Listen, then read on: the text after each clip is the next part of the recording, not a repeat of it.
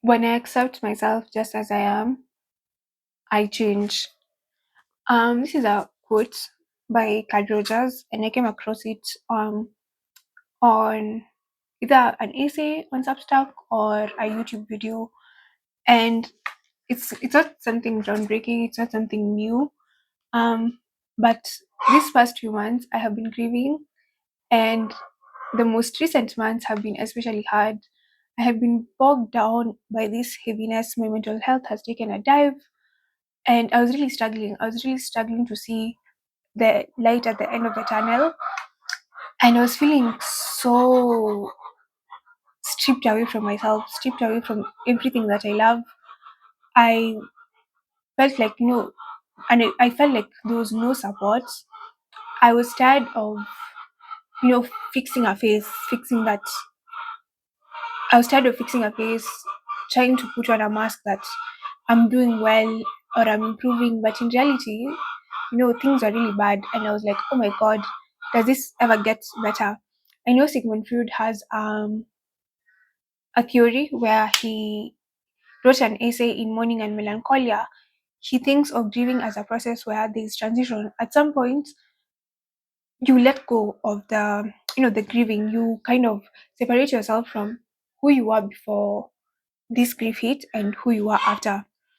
And I don't prescribe to that notion just because mm, I don't believe if truly grief is an extension of love, then there's no end point to what you're feeling.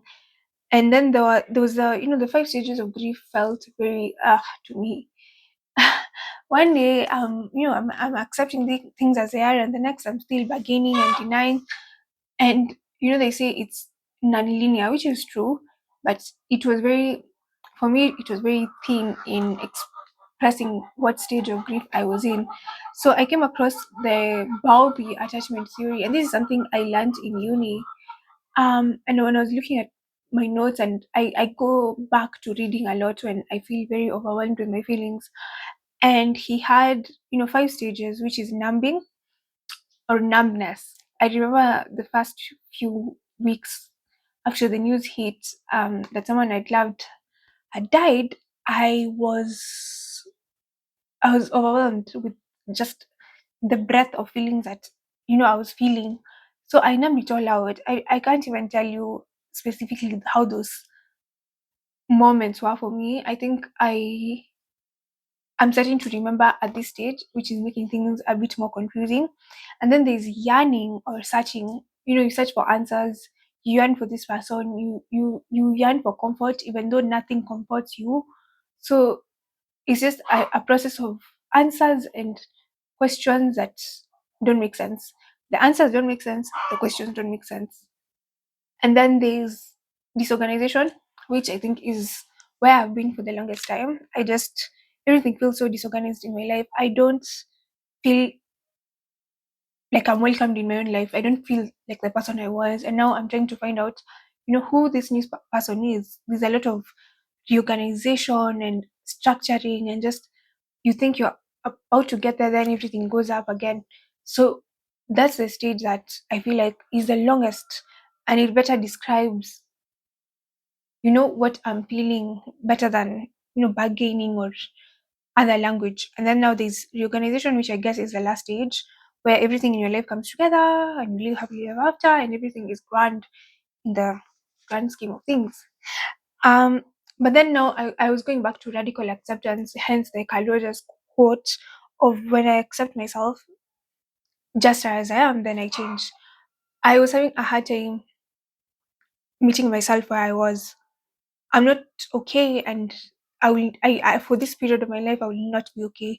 I was tired of putting on a mask. I was tired of pretending like there's anything that gives me joy, that there's anything I'm interested in. I was tired of the performance of all these things. I do get joy. There are things I deeply enjoy, and I'm pleased, when they happen. But then those moments are also tinged with a lot of sadness and a lot of misery. Most of the time, I used to attend events. I remember that I'll come home and cry for, like, I don't know, the whole night, and then the next morning I'll be up. and you'll see me somewhere and I'll be looking extremely delicious, extremely happy, and then I'll come back home again and the process will start again. And I used to feel like, oh my god, I'm not doing this right. But yeah, that's the reality. And there's no way to heal from grief. I don't think there's a prescribed way, that can work for everyone. And you can say, okay, if you do A and if you do B, then you'll feel better about yourself. But I've come to understand I have to do things for me in a way that feels right for me. So that is, I don't, I genuinely don't want to participate in some social event, because you know what, I'm feeling shitty. And if I tell people that, oh, I'm feeling sad, because then that's also not socially accepted.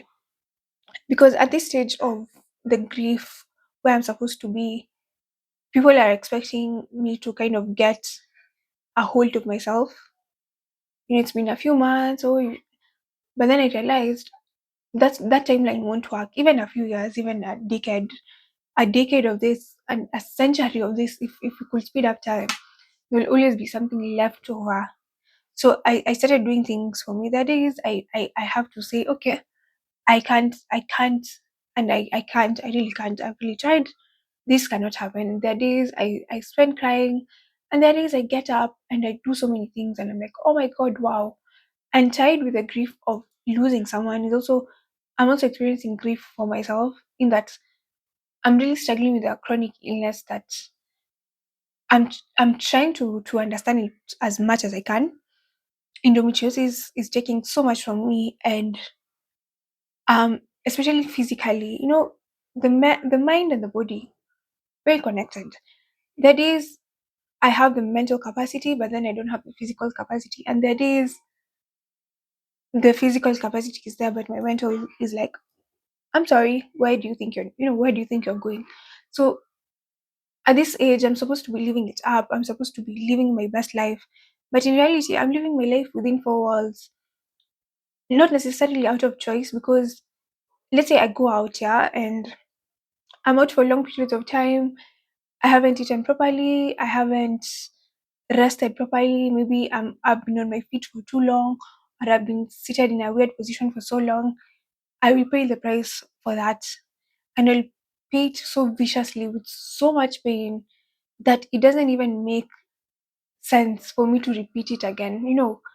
And these are the kinds of calculations I have to make every day. Not only about grief, or I'm sad, I am devastated, I can't attend event A or B, I can't be out doing A or B, I can't do this and that, because I am grieving someone. But it's also because my body can't, sometimes doesn't want to allow. And it raises questions about my future. I am currently unemployed, and yes, I've been looking for a job, but I'm also thinking, with how my body behaves sometimes, a 9 to 5 job will be very difficult, because there are days where my whole body feels like it's on fire. Like someone lit a match on my nerves, and just they're adding now fuel. Phew. And yes, you take painkillers and there are ways to cope, but sometimes nothing works, and you just have to take a bunch of painkillers and then go to sleep. And then you'll wake up, you'll hydrate, you'll have some nice meal, and you'll feel a bit rested and you'll feel better. But it's a cycle. It's always continuous, and that takes a toll on the body, and it takes a toll on the mind, and all this comes together as a form of grief. And it's, by extension, I had to realize, I I can't explain myself every time I cancel a social event. That was getting draining for me, because at this point, anyone who is in my life knows I have a chronic illness. I'm also grieving. So for them to expect me to always give a reason is exhausting, because I feel bad. I feel like I'm not performing to my best ability as a human being. So to kind of release pressure on myself, I was like, I'm still going to be canceling things. And whoever takes it negatively, that is none of my business, because I am doing what is best for me. Eating right, even when I am craving the most diabolical burger in the world, I'm very strict on eating right, because if I don't eat right, I'll pay the consequences. And sometimes in eating right and doing things, you still get a flare. And I've come to understand that's part of the process. Same way, sometimes I am happy, and then sometimes I remember I've lost someone and I weep.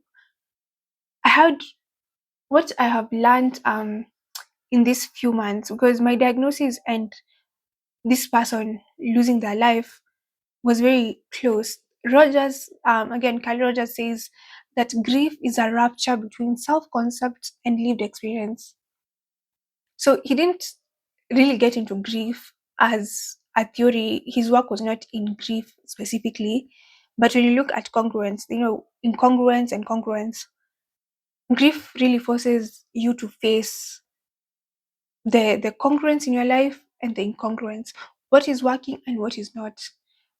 The idea that I have this idea, right, that I am a good person, for example, but then I go around hurting people, there is incongruence. And in the same way, grief makes you think, okay, I feel like I have a good support system, for example, and then you realize, oh, actually I do not. So you have to face that incongruence. Do you Will you create the systems that are supposed to be there for you, or will you continue staying with this inadequacy? That's just one of the ways I came to realize it works. Or one, I used to be very, outgoing, or I used to enjoy, a cheeky meal, a cheeky, junky meal, but I also want to be healthy. Those two things cannot exist in when you have one, conditions that make you grieve who you were before, and two, when you're actually, very sad and going through something, because you always have to be thinking of things like, okay, I'm feeling devastated right now, but I need to eat, right? It doesn't mean self-abandonment because I am sad. And coming to all these things, these conclusions, sometimes they come to you at once, and you forget. And then there are days you have to constantly remind yourself and think, it's a choice. I have to choose myself. It's consistently loving yourself. And it's very hard to love yourself consistently. There are people who I'm sure don't struggle with these things, but loving yourself not as a concept, but as a verb. Getting up, doing something for yourself, having a little dance, eating something nutritious, taking your medication. That's it's self love in a way that you have to be very responsible for yourself. I have to be very strict in my life. There are things right now I don't take lightly. Whimsy friendships, the things that I take really seriously right now in my life, flimsy friendships, people who make me feel very bad about myself or just drain me. People who take a lot. I'm very quick to point that out and say, no. And I used to swallow it. A few months ago, I'll swallow it. You'll make me feel like shit. And I'll swallow it because I'm like, oh, I understand. Oh, this person, I have an autoimmune disease. I don't have time to understand you. And it comes from the idea that I have accepted myself. These are the things that I need. These are the things that I need to not only be healthy in mind, to also be healthy physically. But I still go back now to grieving the person I was. I was very chill. I could eat whatever. Mostly, I will do with very little sleep without extreme damage. Right now, if I don't sleep a proper 8 hours, that starts at a decent time, maybe latest 11. Oh, my back will be on fire. For no reason, it will just light up whoop, like fireworks. So it's a constant. I haven't found like the perfect balance. That is, I just feel like, oh my god, what am I doing? That is, I want to curse out the world and just be like, this is so unfair. Why am I experiencing this illness? Why am I experiencing these feelings? But then I remind myself that this is my life. I don't have to look at it from any other lens.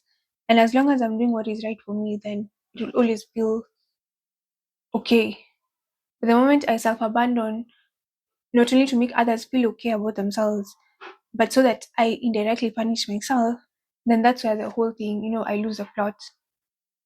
Grief is continuous. Grief is, I think it's never ending, but it's just finding rhythm in that continuity is what I think makes me sane at the end of the day.